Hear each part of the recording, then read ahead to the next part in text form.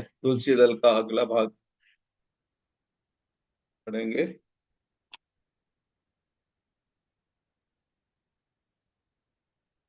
का शीर्षक है महावाक्य। नारद ने कहा है, ऐसा कभी भी मत कहना कि मुझे किसी चीज का अनुभव नहीं हुआ, इसलिए यह हकीकत नहीं है।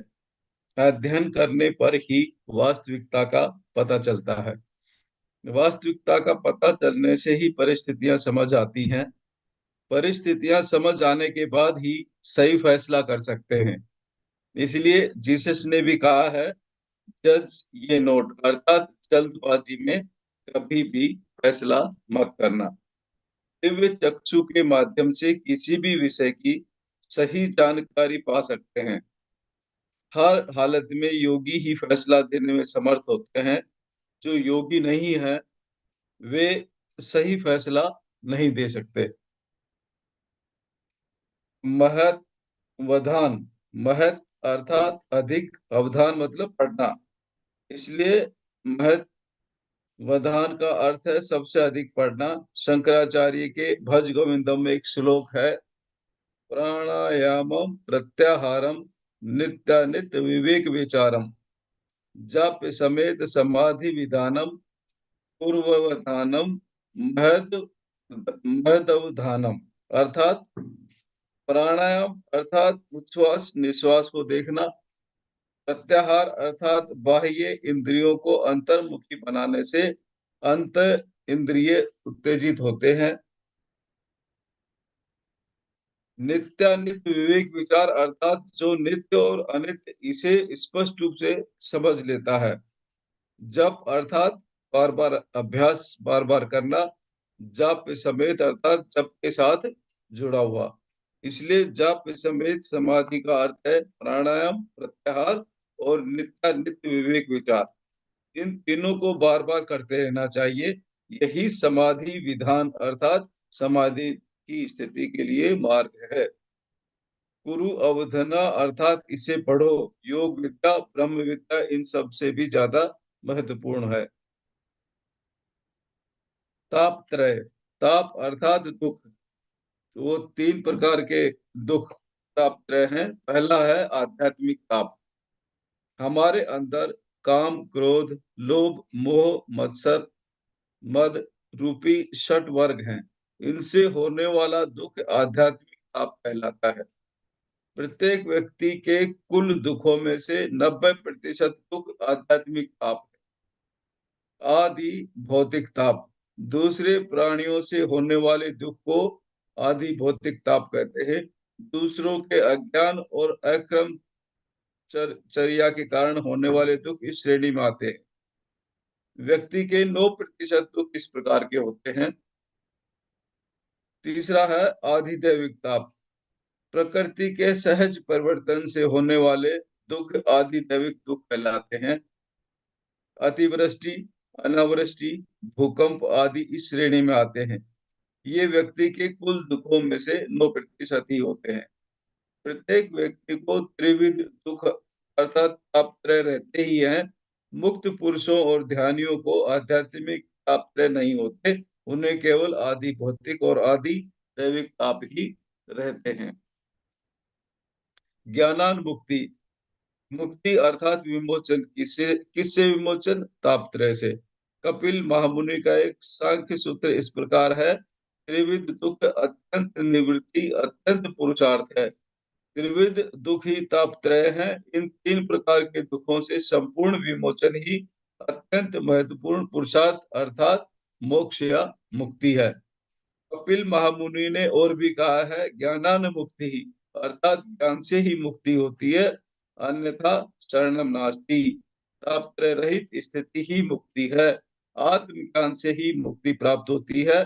ध्यान से ही आत्मज्ञान प्राप्त हो सकता है। पंच विंशति, विंशति, विंशति अर्थात 100 का पांचवा भाग। पंच अर्थात पांच, अतः पंच विंशति हुआ 25। पुरुष व प्रकृति का मिलन ही सृष्टि है। सृष्टि ने 25 तत्वों को अपने में शामिल किया है। 25 तत्वों से बनी इस सृष्टि में पुरुष मूल चैतन्य का भाग है, अर्थात जीव ही जीवात्मा अर्थात अंशात्मा है। पुरुष की संख्या एक है। प्रकृति 24 तत्वों में शामिल है। जीवात्मा प्रकृति में प्रवेश करते ही तीन कपड़े पहनती है। वे हैं, पहला है कारण शरीर, जिसमें चित्त और अहंकार दो भाग हो गए। फिर दूसरा है सूक्ष्म शरीर, इसमें 17 इसके भाग हुए, 5 तन्मात्राएं, 5 ज्ञानेंद्रियां और 5 कर्मेंद्रियां, मन और बुद्धि। तीसरा है स्थूल शरीर, 5 वे ही महाभूत, पंच महाभूत हैं, तन्मात्र अर्थात पंच महाभूत के सूक्ष्म रूप हैं। इस प्रकार भौतिक लोक में भौतिक देहधारी जीव की संख्या पंच विशंति यानी 24, 1, 2, 17 और 5 है। भौतिक मृत्यु के बाद ये संख्या 25 में से 5 यानी 20 रह जाती है। सूक्ष्म लोक से कारण लोक तक पहुंचते ही ये संख्या 20 में से 17 यानी 3 रह जाती है। और आत्मज्ञान पाने के बाद अर्थात अहंकार नष्ट होने पर तथा चित्त की परिशुद्धि होने के बाद उसकी संख्या 3 में से 2 घटकर 1 रह जाती है। तब अद्वैत जैसा पुरुषोत्तम होकर परमात्मा बनकर शाश्वत रूप से प्रकाशमान होते हैं। यही कपिल महामुनि प्रणीत सांख्य योग का सार है। तीर्थ यात्रा, लोग जिससे पार होते हैं वही तीर्थ है। धन्य होने के सारे प्रयत्न तीर्थ यात्रा ही हैं। स्वामी दयानंद सरस्वती ने कहा है, जनहा ये स्तरंती तानि तीर्थानि। धन्यता अर्थात किनारे को पार करना। कौन सा किनारा? तापत्रय रूपी किनारा। तापत्रय रहित किनारे पर पहुंचना ही धन्यता है। धम्म पद में बुद्ध ने कहा है, तप का ते मनुष्येषु ये जना परगामिनो अथाय इतरा पजा तिरमेवानुधावनी। अर्थात उस पार के किनारे को बहुत कम लोग पहुंचते हैं, बाकी सब इस किनारे की ओर ही दौड़ते रहते हैं। ध्यान ही प्रत्यक्ष तीर्थ यात्रा है। सज्जन सांगत और स्वाध्याय ही परोक्ष तीर्थ यात्राएं हैं। तीर्थंकर गोत्रबंध, तीर्थंकर अर्थात आध्यात्मिक अध्यापक, गोत्र अर्थात रिधि, इसलिए तीर्थंकर गोत्र पंथ का अर्थ है आध्यात्मिक अध्यापकों से संबंधित बंधन। सीखने के बाद अंत में दूसरों को सिखाने के लिए फिर जन्म लेते हैं, अर्थात मुक्त पुरुष होने के बाद भी मुक्ति के बारे में दूसरों को सिखाने का धर्म और कर्तव्य बाकी रहता है। वही तीर्थंकर गोत्रबंध है। हर योगी गुरु बनने के बाद दूसरों को भी गुरु बनाने के लिए कटिबद्ध होता है। इस तरह कुछ लोग गुरु बनने के बाद ही तीर्थंकर गोत्र बंधन से मुक्त होते हैं। तीर्थंकर गोत्र बंधन से मुक्त होने के बाद जन्म रहित पदवी उपलब्ध होती है और वापस इस भूलोक में आने की आवश्यकता नहीं होती। धीर, सोरा युजुंती कवियो युगा विदन वितन्वे पृथक धीरा देवेशु सुषमना। विज्ञान विद्वान योगी ध्यानी लोग उपासना योग के लिए विभिन्न नाड़ियों का उपयोग करते हैं। परमात्मा के साक्षात्कार के लिए उपासना योग का अभ्यास करते हैं। योग का निरंतर विस्तार करते हैं। योग अभ्यासियों से पाकर परमानंद को प्राप्त होते हैं। महावाक्य, महावाक्य में पहला है, निम्नलिखित उपनिषद महावाक्य कहलाते हैं। प्रज्ञानम ब्रह्म अर्थात परिपूर्ण ज्ञान मूल चैतन्य को समझना ही परिपूर्ण ज्ञान है। प्रज्ञान ही ब्रह्म है। अहम ब्रह्मास्मि अर्थात मैं कहलाने वाला पदार्थ ही वह है। प्रज्ञान वह मूल चैतन्य, वह विश्वात्मा या वह ब्रह्म है। तीसरा, अयम आत्मा ब्रह्मात्मा अर्थात मेरी आत्मा ही ब्रह्म है, विश्वात्मा है। तत्वमसि अर्थात तुम भी वही हो, यही विश्वात्मा, वही प्रज्ञान। सर्वम खलविदम ब्रह्म अर्थात जो सभी ब्रह्म है, प्रज्ञान ही है, विश्वात्मा ही है।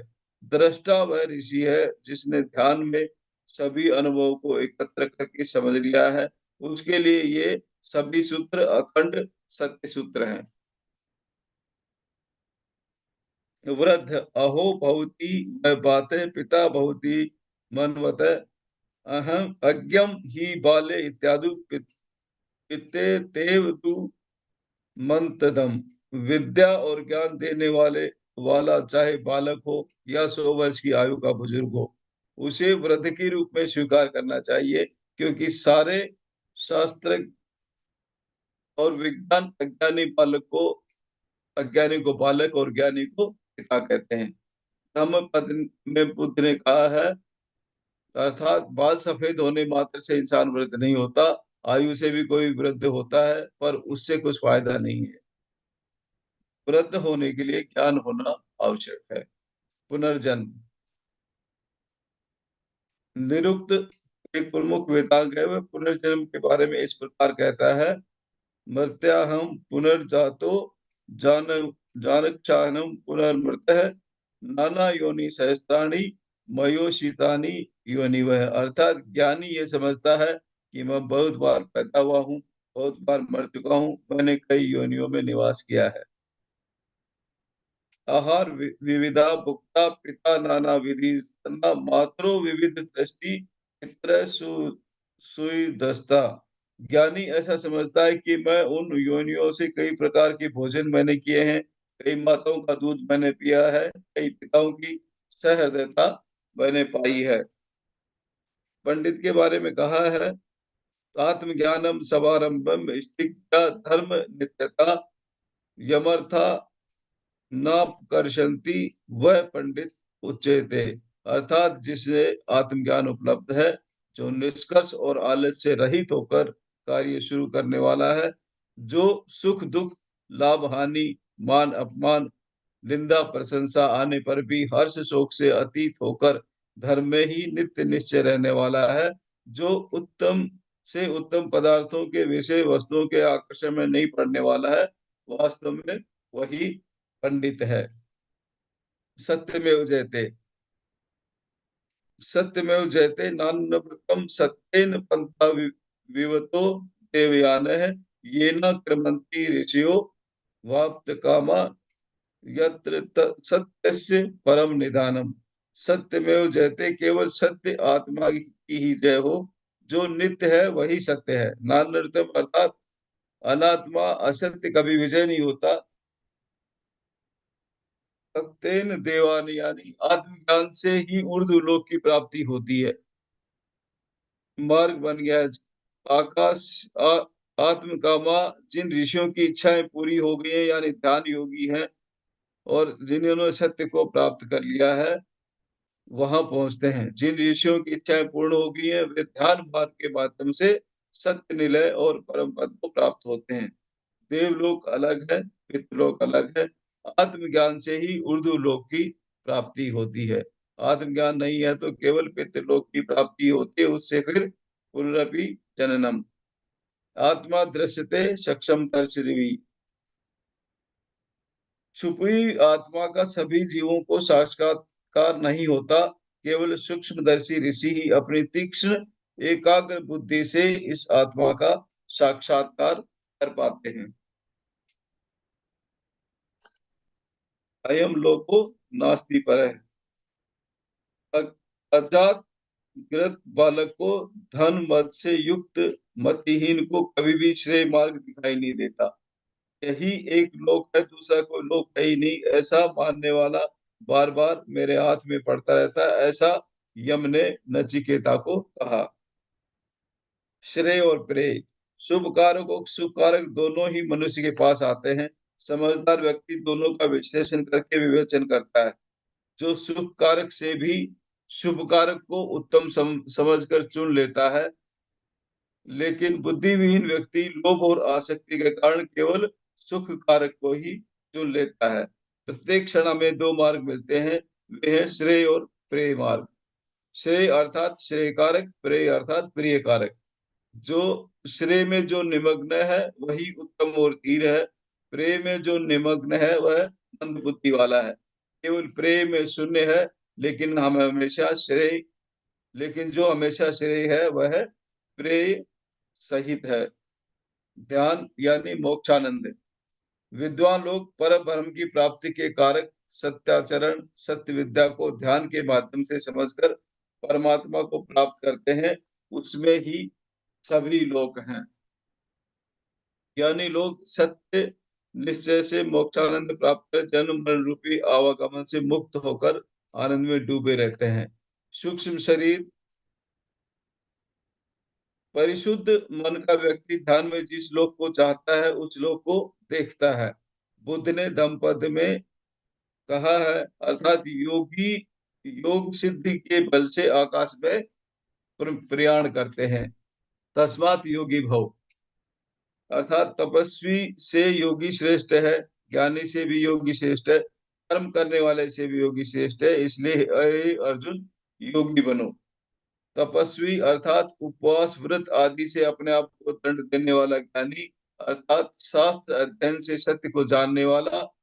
कर्मी अर्थात नित्य नैमित्तिक यज्ञ आदि से कर्म करने वाला।